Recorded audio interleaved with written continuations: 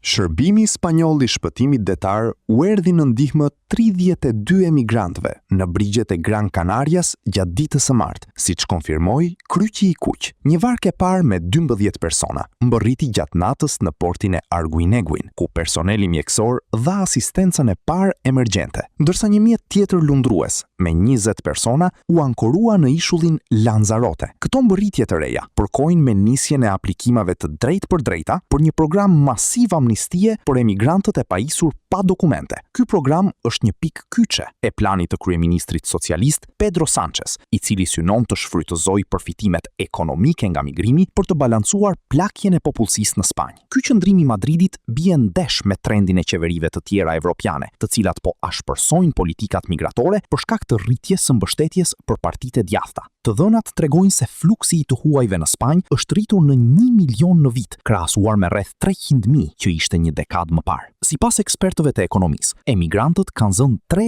nga çdo 4 vende të reja pune të krijuara që prej vitit 2019 dhe kanë kontribuar në 47% të rritjes ekonomike të vendit që nga viti 2022.